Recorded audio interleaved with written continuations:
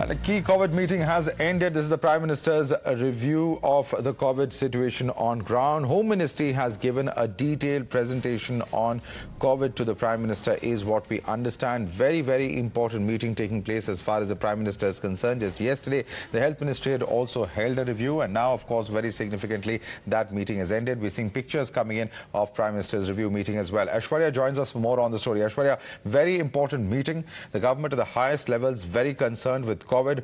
Clearly, of course, this review meeting is to take stock of the situation on ground.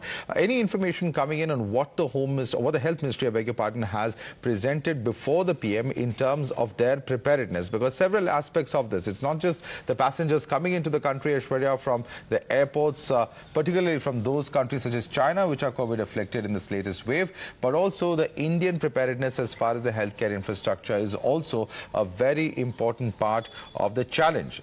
Whether it is infrastructure of the healthcare system or even of the quarantining facilities, all of these are going to be very, very important in terms of how India tackles this latest threat coming in.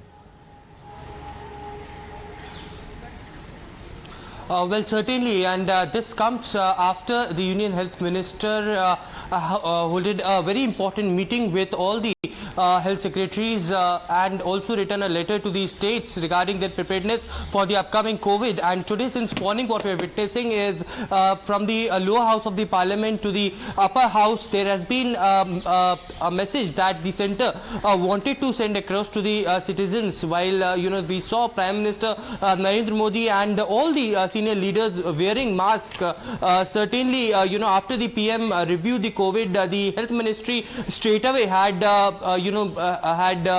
first went on to note and list the facilities that they have got till now, and what the preparedness of the Health Ministry is regarding the upcoming variant in the state. And certainly after that, what measures the centre will take as far as to curb the situation of the COVID-19 if the cases increase, because till now in the new variant there have been 4 cases which have emerged from Gujarat and Odisha, and therefore the reason perhaps now certainly what we are understanding within the sources from the Health Ministry is that more advisories will be issued to the people who have been coming from countries like China, we've gotten a quick glimpse of what the Health Ministry has on its mind, because the Health Minister has briefed Parliament. If you can quickly take our viewers through what he told Parliament in terms of not just the vaccination measures which are there and the largest number in the world of people who've been vaccinated, but also the fact that he has said that perhaps on New Year's Eve and other festive nights, perhaps precautions would need to be taken, perhaps masking protocols are around the corner. Quickly take our viewers through what the government's thoughts are, and that was shared with the Parliament earlier today.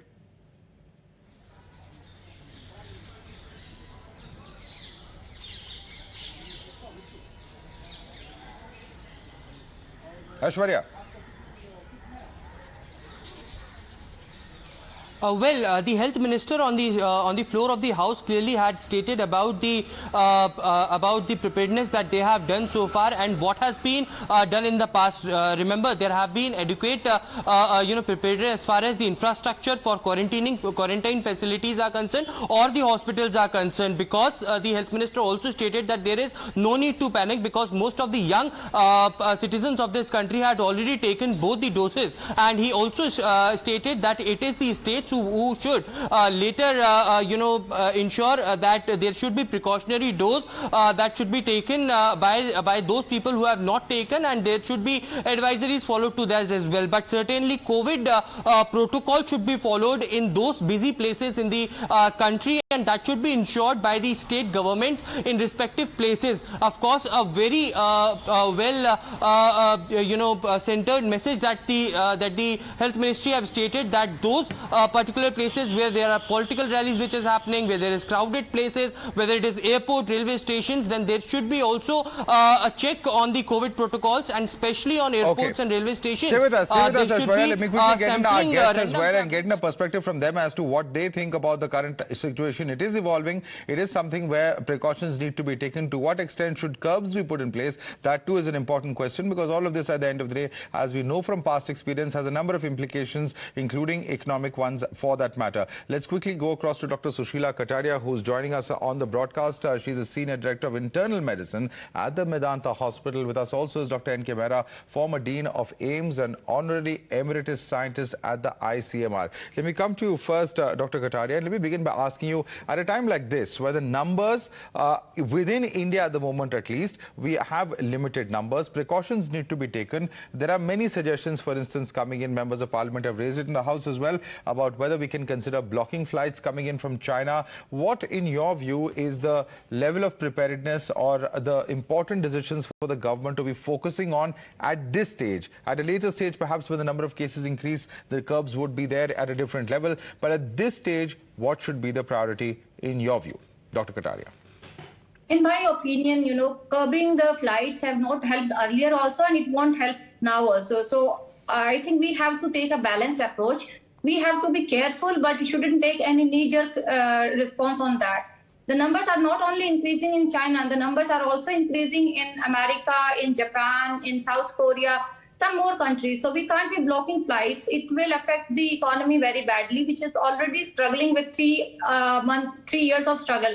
And right now we are in a very good position with natural immunity and with vaccination. So I think being good with normal COVID appropriate behavior like masking in crowded areas and in hospitals, and be prepared and looking out for the situation very closely, that is what I would suggest. All right. Let me take this also across to our other panelist, Dr. N.K. Mehra. Dr. Mehra, while the government has spoken about its own track record in vaccination, how perhaps the largest number of people ever have been vaccinated here in India, record vaccination for that matter, there are concerns, though, that have been expressed about the prevalence of the booster, because remember, a number of people who've been vaccinated, the period of about a year, etc., could have possibly been ended, and perhaps a booster and its own spread is something that many are looking at. Do you think that that too should be one of the priorities of the government at this point of time when we are faced with the imminent threat of this new variant? Absolutely, that should be our priority number one.